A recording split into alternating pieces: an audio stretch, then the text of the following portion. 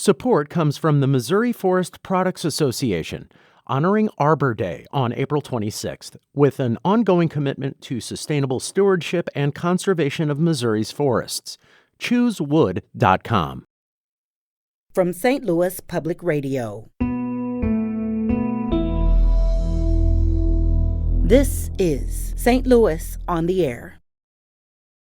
So this is something where people don't need necessarily super expensive prescription drugs. The solution might be right out there. And yet, I feel like so much of what I read about long COVID is that we're just at a loss. We can't even deal with this. Has it been hard, even with publishing this paper, to just get the word out? Many people are going to find some degree of relief with simple things. It has to be done in studies, though, and studies are actually starting. I'm Sarah Fensky.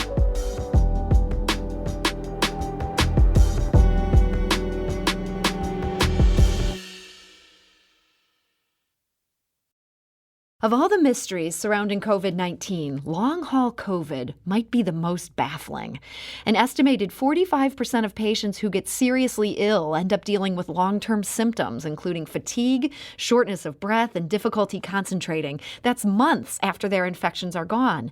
Even more strange, 10% of people with mild cases end up with similar long-term problems. One of them was Larissa McPherson. The 43-year-old St. Louis resident is a pediatric speech pathologist. She's also the mother of 2 teenagers. She came down with COVID-19 before people were even being tested for it, February 28th, 2020. She remembers that it was a Friday, and she was headed to Children's Hospital for a speech therapy symposium. My kids had COVID about a week prior. They had brought it home from school. I had them tested for flu, strep, everything. They had nothing other than a weird virus. And so it ran its course and they went back to school. So that particular day I was headed to Children's Hospital and I started coughing in the car.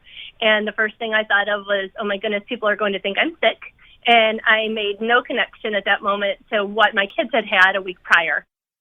Now, the next day, Larissa McPherson ran a temperature of about 101. After that, she was fine. She had a lingering cough for a few weeks. Then it went away, and she didn't give it another thought until mid-April. That's when she started experiencing tinnitus.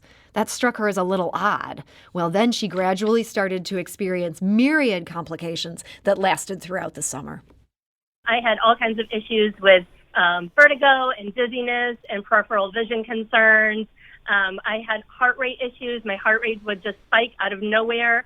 I had difficulty with concentration and severe brain fog. You could have had a conversation with me, and I would have not known what you were even saying. It was very scary. Nobody understood it. I went to a number of medical professionals, and at that point, nobody understood anything about long-haul COVID. And so I kind of was told that's really strange, but we don't know what to tell you. And I just kind of dealt with it. Now, it wasn't until many months later that information about long COVID started coming out. At that point, Larissa McPherson started checking the boxes of what she'd experienced for months, and suddenly all those weird symptoms had a name. Even so, it didn't lead to relief. Scientists haven't just been mystified by the cause of long COVID, they're also mystified by how to treat it. But Larissa McPherson was in luck. One St. Louis physician thought long-haul COVID sounded familiar to his area of expertise, and he jumped into action to learn more.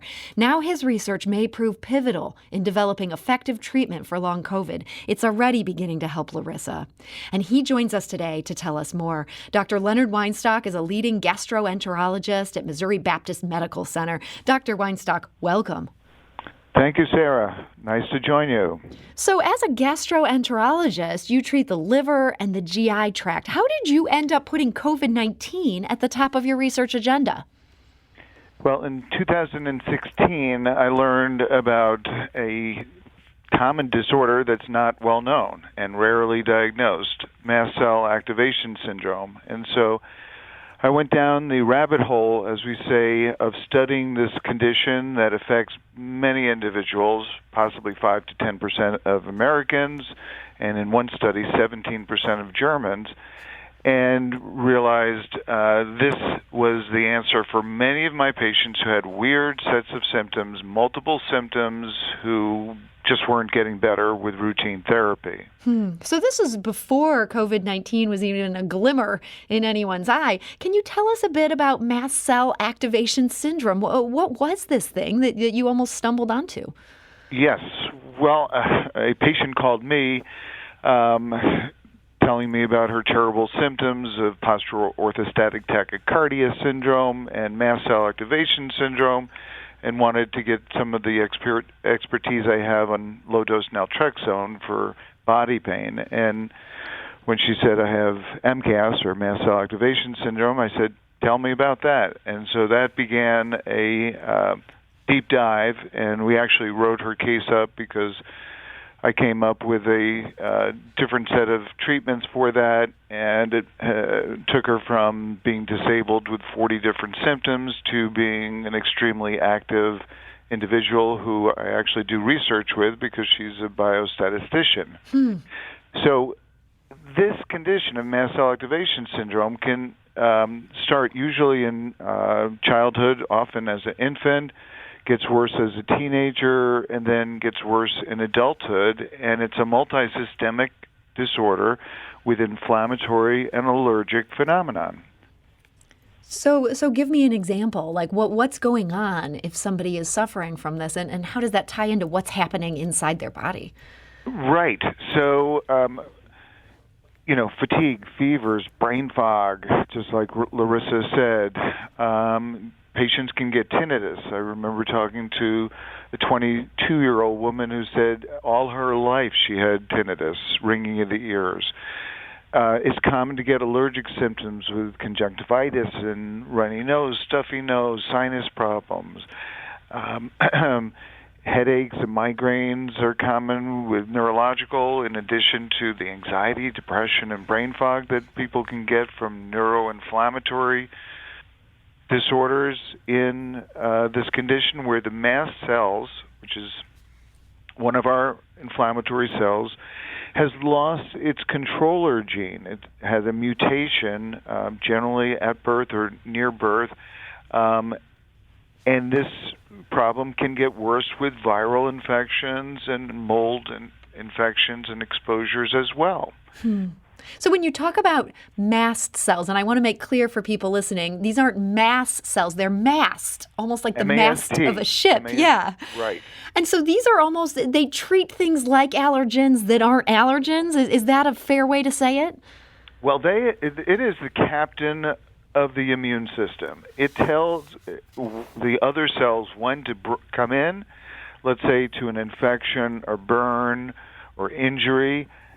When those three things happen, then the mast cells wake up, come into that area, they are activated from the bone marrow, they circulate, and then go to those places. They will secrete many different chemicals that can increase the development of blood vessels. They can be pro-inflammatory or anti-inflammatory, depending on what's going on. They can bring in other cells to help do the job of repairing or fighting infection, and then they can shut down the inflammatory pathway when the job is done. But when there's been a mutation or it's been activated in a bad way, such as mold or viral infection, it can have a mind of its own and cause more damage than it should be doing. And so these mast cells are incredibly important, but for somebody who's got this mast cell activation syndrome, it sounds like things are just kind of going haywire. It is, and so in 2020 we were talking about this in our research group and realized that so many of the symptoms that are experienced by patients with acute COVID-19 and long COVID were shared by mast cell activation syndrome patients. And so before we get into where your research unfolded from that, I just find myself stuck on a question. If this is so pervasive and you were seeing so many people suffering from unexplained things that go back to this syndrome, how was the info not more pervasive at that point, that this was something that you learned right away in medical school? Well, it wasn't taught in medical school, and it's still not taught in medical school. Medical school, you've got, pathology, pharmacology, physiology. They're all separate subjects. You got pediatrics, internal medicine, etc. And there's no multi-systemic disorder study. And this is a condition that was first diagnosed in 2006. It was first discovered by one of my associates in this research that we did, Dr. Molderings in Germany, and he found the genetic causes for the mast cell activation syndrome. So it's, number one, 2007, that's a relatively, quote, new disease, if you will. Number two, if a subject is not taught in medical school, it's unusual for a doctor to learn about it.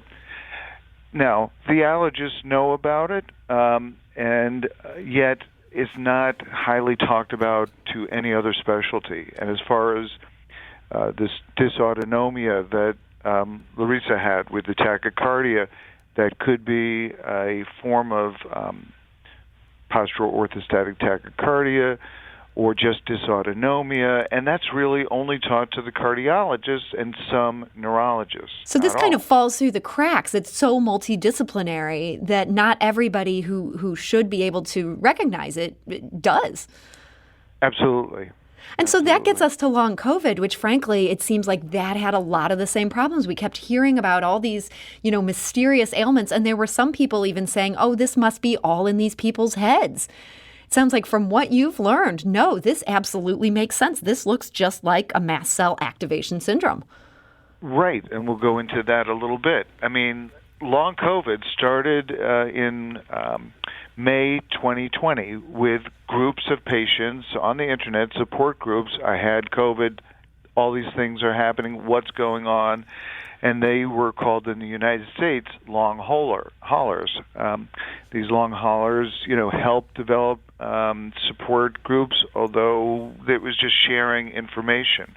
In England, a group of physicians who were infected by patients or infected just in general called themselves the long COVID group, and they put out some very good articles describing their condition, and then that took off in terms of researchers, and there are at least 20 long COVID studies that detail the symptoms of long COVID. We're talking today to Dr. Leonard Weinstock. He's a gastroenterologist at Missouri Baptist Medical Center, and his study of long-haul COVID patients was recently published in the International Journal of Infectious Diseases. We need to take a quick break, but we'll be back shortly to continue this conversation, learn about what he found and what that means for people suffering from long COVID. This is St. Louis on the Air on St. Louis Public Radio.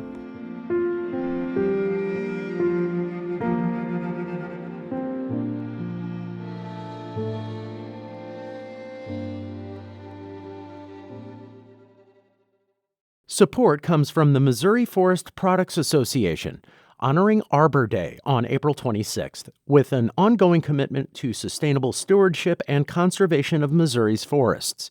ChooseWood.com.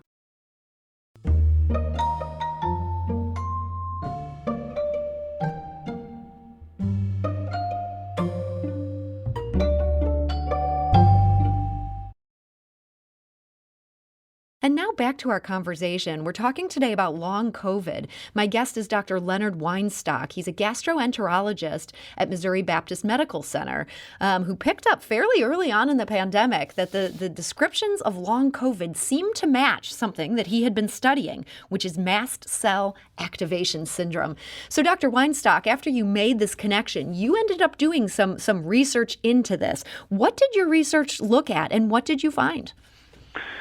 Yeah, so first we had the theory article that went through all the science, linking up how there were mast cell chemicals that were released during acute and chronic COVID infection and inflammation, and making connections of what the likely origin was and how the mast cells were pulled into the inflammatory pathways of a viral infection in general and in COVID. So that took me to say, well, how likely is it that mast cell patients will develop COVID and be more severely infected or get more prominent long COVID problems? Or is it not related? And is it just actually mast cell activation that gives symptoms? So what we did was we got long haulers from their internet groups to fill out a questionnaire that had been validated by Dr. Molderings, who discovered MCAS, and they filled out this questionnaire of typical mast cell symptoms. So 50 different symptoms that mast cell patients can have, and then we compared it to general control group, which were actually doctors, nurses, technicians at the hospital and my office.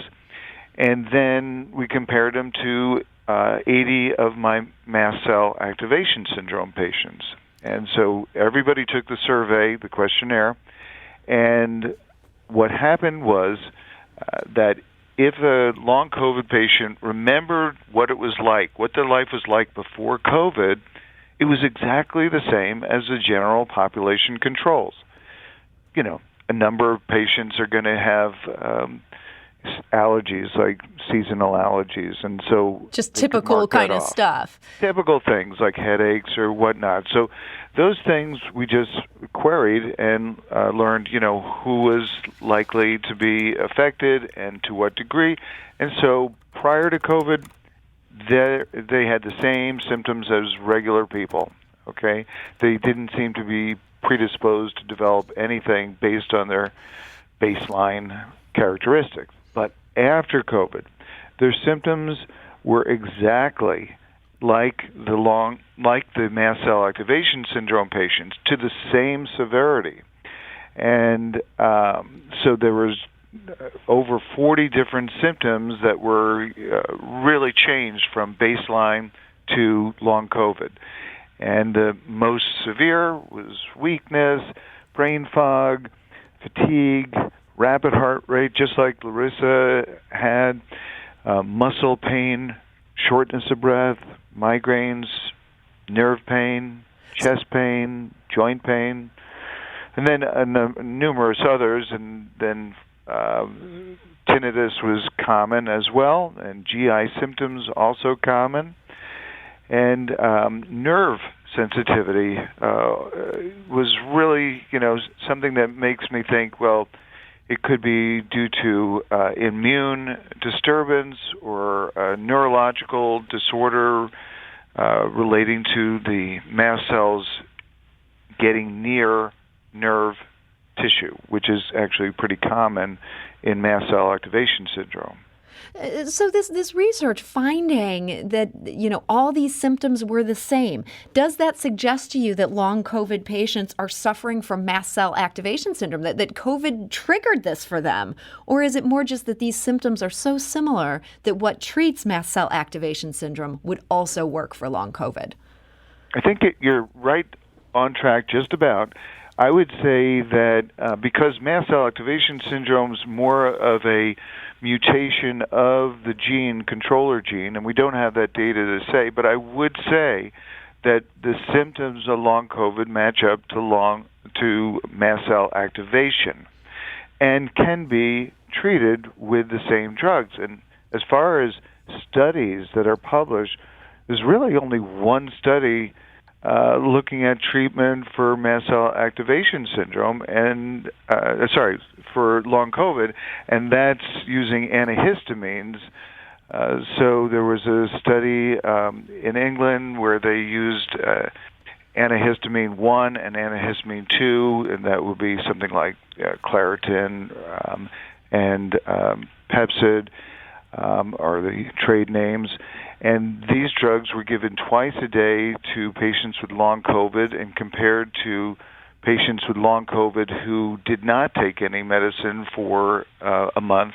And there was a significant improvement in the symptoms just within a month of treatment. And this is really something that I've seen in our practice and colleagues have seen in our study group, including one doctor who's from University of Texas in San Antonio, and she has 500 patients in a long COVID clinic, and they use mast cell medications with great success.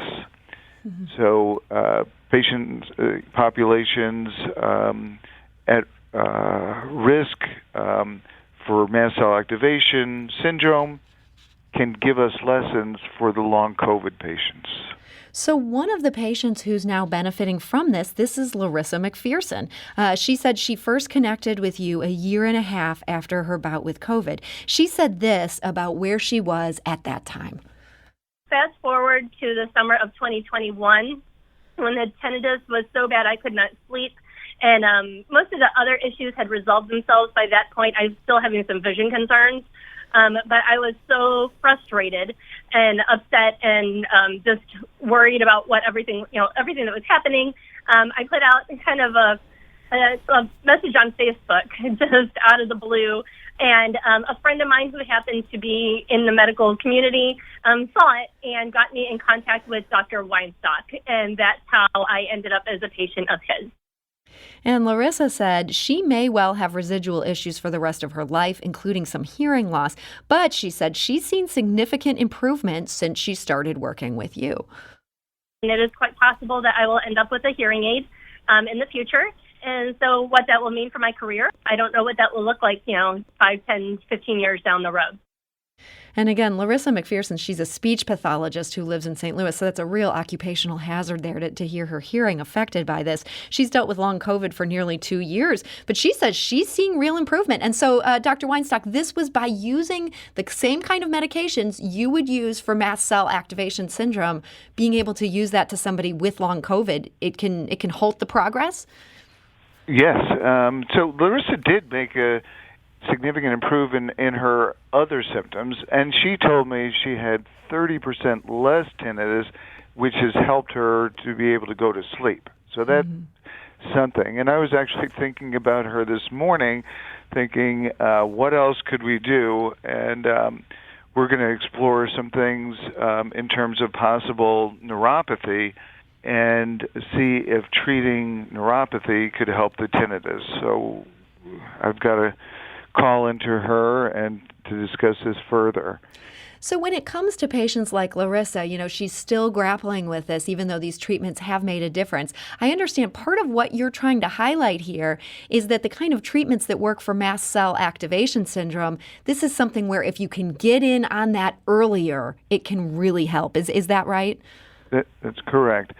So, and the other thing is that many patients can, look into the literature, and I will at some point put up a recent lecture I gave at Missouri Baptist to go over how mast cell activation syndrome is treated. In fact, that many of the treatments are over the counter. Antihistamines, obviously, H1, H2 blockers are over the counter.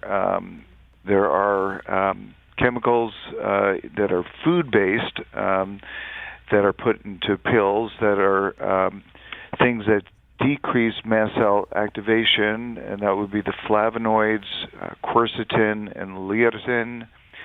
And then there are vitamins C and D that could be helpful. And then there are other medications that can be used, including low-dose naltrexone, which is something that I find to be pretty helpful, especially since it can help with the brain fog problem, especially the ones that I see in my clinic who have mast cell activation syndrome.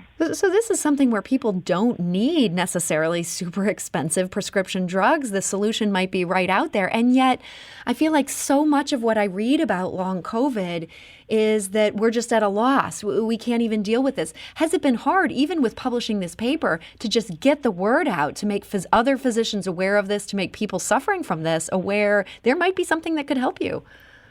Yeah, well, I think that the lecture was helpful. It has to be done in studies, though, and studies are actually starting. University of Michigan has a enrolling study in low-dose naltrexone and a nutraceutical. And there are places that are looking at other drugs that are used for mast cell, including montelukast or Singulair, and there's a lot of literature used for that. And also, it's possible that people will realize that there are studies that have been done and published on mast cell drugs in acute COVID, and they're not being commonly used, but famotidine has been used and has reduced the severity of problems with the lungs during acute COVID, and I think people are using that a little bit more frequently. And so what you're thinking of, well, this drug normally just reduces acid, actually has other effects, and it is something to do with inflammation and reducing the effect of histamine that can come from activated mast cells. Well, this all feels so promising, and I know for Larissa McPherson, it has been. She said other than the tinnitus and these hearing difficulties, her life has finally started to return to normal. And she told us she thinks there's hope for people who are struggling with similar issues. I'd just like to let people out there know that if they are dealing with symptoms similar to mine, that they're not alone, that there are medical professionals out there that can help them and are understanding and will listen and hear them and, respect their wishes and help them to navigate the long-term consequences of this disease. And also, just so people know that if it hasn't happened to you, that doesn't mean that it might not happen to somebody that you love. This is, I think, an illness that's going to have long-term consequences for society, and we have to consider what it's going to mean down the road. And that is Larissa McPherson with some words to leave us with there. Dr. Leonard Weinstock, it's been so great learning about this, and I really appreciate you getting the word out about this. What's the one thought you'd want to leave us with here today? Well, I think there is a good resource in town, the post-COVID clinic at Washington University in BJC 996-8103, and hopefully they'll start looking into treatment for mast cell symptoms and perhaps start studies. Starting studies are really important to say what is the validity of it, so you know for sure what you're taking is sensible. But I think that many people are going to find some degree of relief with simple things. And once the virus is truly out of the body, which is the hope, then the body's immune system will get back to normal. I love the sound of that. Get back to normal. Dr. Leonard Weinstock, thank you so much for joining us today. My pleasure.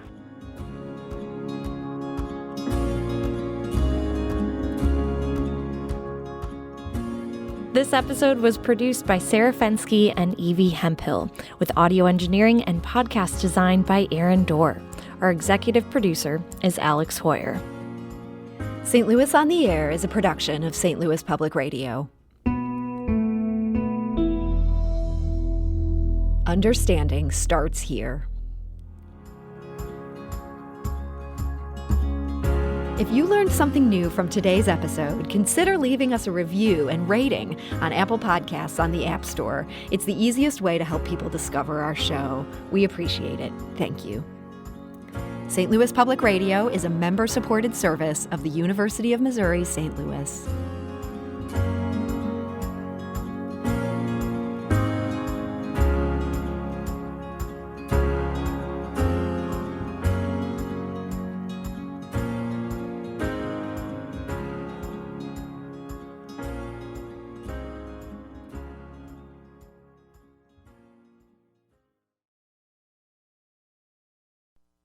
Support comes from the Missouri Forest Products Association, honoring Arbor Day on April 26th, with an ongoing commitment to sustainable stewardship and conservation of Missouri's forests. ChooseWood.com.